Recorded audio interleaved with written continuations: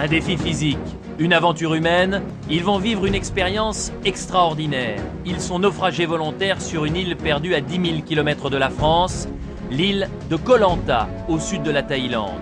Privés de tout, ces Robinson Crusoe vont devoir s'organiser vite, trouver de l'eau, faire du feu, se protéger des animaux peuplant l'île et surtout survivre aux autres.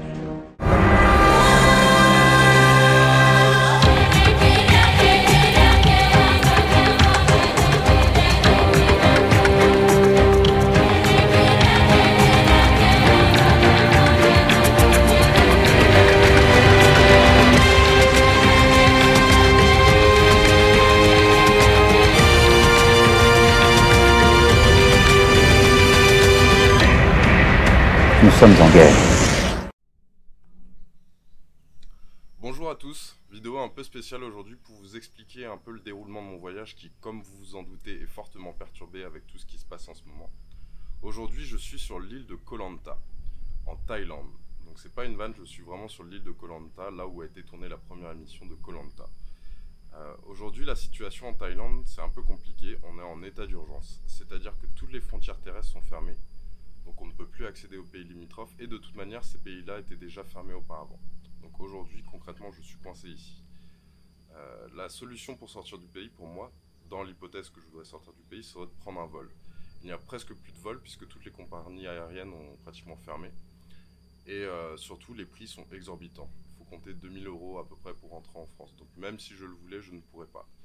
Et dernière chose, comme vous le savez, le gouvernement français gère un peu mal la crise en ce moment dans le pays. En ce qui concerne les touristes français à l'étranger, il n'y a aucune aide des ambassades. Aujourd'hui, donc, on n'est pas en confinement ici, ce qui est déjà pas mal, c'est-à-dire qu'on peut quand même bouger dans le pays. Par contre, tous les bars, restaurants, salons de massage, salons de coiffure sont fermés. On peut juste se prendre de la nourriture à emporter. Il y a presque plus de touristes ici.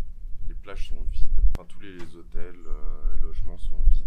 Donc pourquoi je suis à Koh Lanta aujourd'hui, c'est tout simplement, donc précédemment j'étais à Krabi, je suis resté quelques jours là-bas, tout se passait bien, et puis petit à petit je voyais via les actualités qu'un premier pays fermé, un deuxième pays fermé, un troisième pays fermé, et en fait petit à petit je me suis rendu compte que j'étais bloqué en Thaïlande. Donc premier réflexe que j'ai eu, c'est d'aller à l'immigration pour étendre mon visa.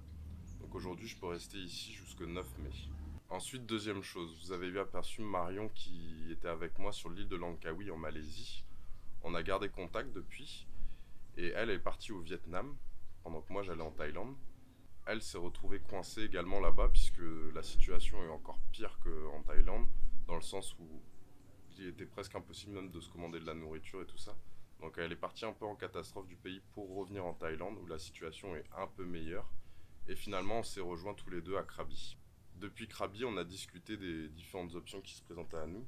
Donc du coup, notre décision a été de se tourner vers le sud, et plus particulièrement sur les îles, en se disant que c'est peut-être finalement un des endroits les plus sûrs actuellement, puisqu'on est en auto-confinement dans le sens où il y a très peu de monde ici.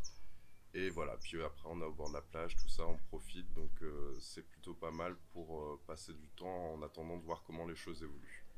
Donc voilà, donc pour l'instant aujourd'hui on sait pas trop ce qu'on va faire. On va voir comment la situation évolue, on attend de voir comment ça se passe. Pour l'instant on reste ici. Et donc du coup je vais publier moins de vidéos pour les jours à venir forcément puisque je ferai beaucoup moins d'activités. Et voilà, mais bon sinon tout va bien, il fait beau ici, on a la plage juste à côté, on a un petit bungalow. On passe le temps tranquillement, donc voilà, tout va bien. Bon courage à vous tous aussi là-bas parce que je pense que finalement la situation est encore plus compliquée en France. Nous je pense qu'on va pas tarder à y arriver. Mais voilà, on vous suit de loin et puis gros bisous à vous et bon courage. Ciao.